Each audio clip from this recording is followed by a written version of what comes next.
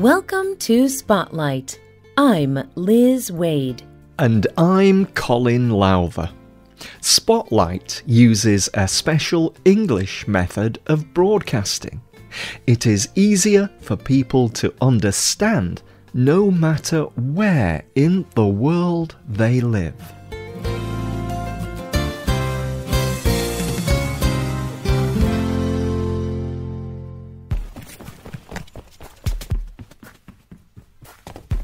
In 2007, Ryan Hall was running the Houston Half Marathon. The race is a little longer than 13 miles. Hall was having a great race. He was running each mile in about 4 minutes and 20 seconds. He was even winning the race. But with only a few miles left, Hall felt his stomach tense and become very painful. This can happen during long, difficult exercise. It feels like there is a rock in your stomach. Hall is a Christian believer. So he decided to pray, to talk to God. This is something he does every day. He talks to God about his hopes and fears. He talks to God about good things for his family. He talks to God about different ways to make the world a better place. So Hall decided to pray about this too. He told Outside Magazine that he prayed, "Lord, please help me get to the finish line without my stomach stopping me." He repeated this prayer for about a minute. Then the feeling in his stomach went away. He was able to continue to run. He even went on to win the race. In fact, he had one of the best races of his life. Hall says it was because of the power of prayer. Hall had trained for years as a runner, but the prayer seemed to give him something extra. But what was it? Today's spotlight is on the power of prayer in sport. The human brain produces different signals depending on how the brain is working. These signals are called brain waves. Scientists can measure these waves in a laboratory. Scientists can look at brain waves and know if a person is sleeping or if they are thinking about a difficult problem. When a person is competing well in sport, their brain makes alpha brainwaves. The brain makes alpha waves when a person is calm and focused. They are not thinking too much. Many athletes call this being in the zone or flow. They report being able to perform their sport and not think too much about what they should do. They just act. But it is difficult for a person to force their brain to make alpha waves. Playing a sport is not something that is always calm and relaxed. There is a lot of pressure to perform well. Athletes try to find ways to be calm and focused. They often use a process called visualization. Visualization happens when athletes think about what they want to happen. Before they compete, they imagine how they will achieve their goal. They imagine a perfect performance. They imagine all the details. This helps them prepare for their sport. Visualization is similar to prayer in some ways. Both things happen in a person's mind and claim to change the physical world. Andrew Newberg is a neuroscientist. He studies the effect of religious acts like praying on the human brain. He believes that prayer is more powerful than visualization.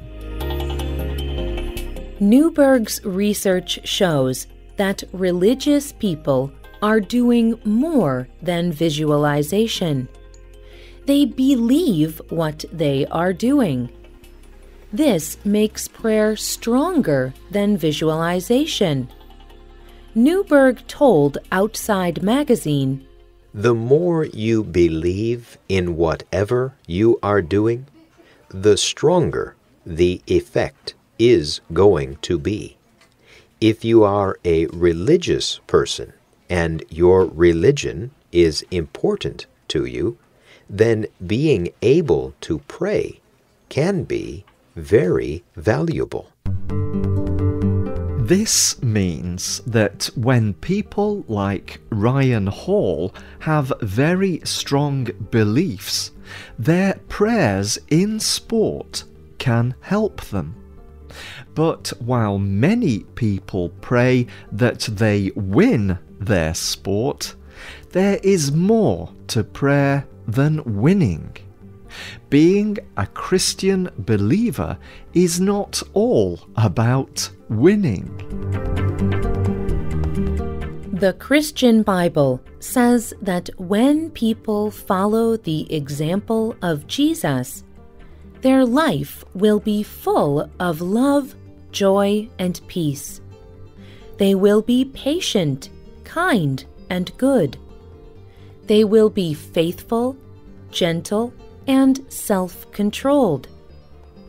Reed S. Monahan wrote for the organization Athletes in Action. He wrote about how when Christians pray during sports, they can pray about more than winning. He wrote, "We can be a very superstitious group as athletes. We think that if we do the right things before a game, that things are going to go well in the game. There is some truth in this. Doing the same thing before every game helps us focus, calm the mind, and prepare the body.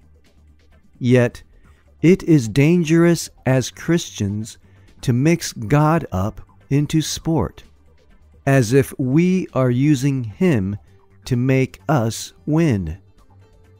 Some of us pray before practices and games, almost as if God will give us good luck if we do so, as if God is a lucky charm and our prayers will make us win. God is not our good luck charm. Monaghan says that we should not see prayer as all about us. Prayer is about other people too. He wrote, Many times during games, we can forget that God is working in the lives of many people.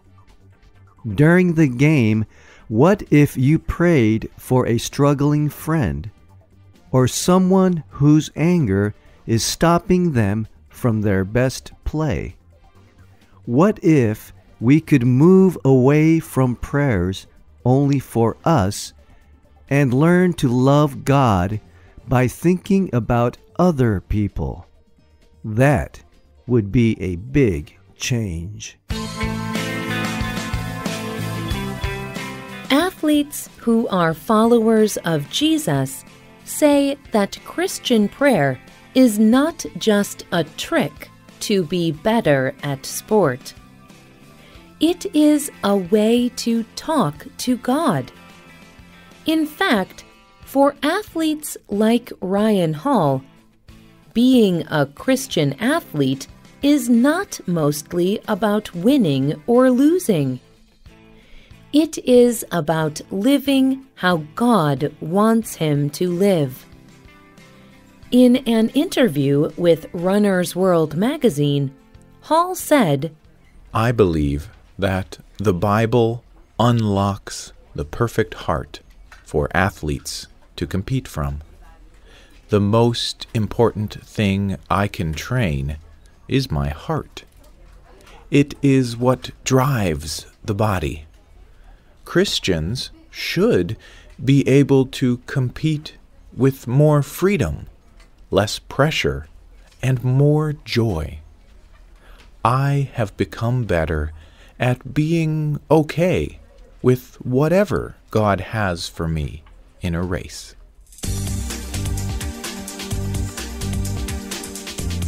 do you think prayer can help people? Tell us what you think. You can leave a comment on our website or email us at radio@radioenglish.net. You can also comment on Facebook at facebook.com/spotlightradio. The writer of this program was Adam Navis. The producer was Bruce Gulland. The voices you heard were from the United States and the United Kingdom. All quotes were adapted for this program and voiced by Spotlight. You can listen to this program again and read it on the internet at www.radioenglish.net. This program is called Prayer and Sport. Look for our listening app in the Google Play Store and in iTunes. We hope you can join us again for the next Spotlight program. Goodbye.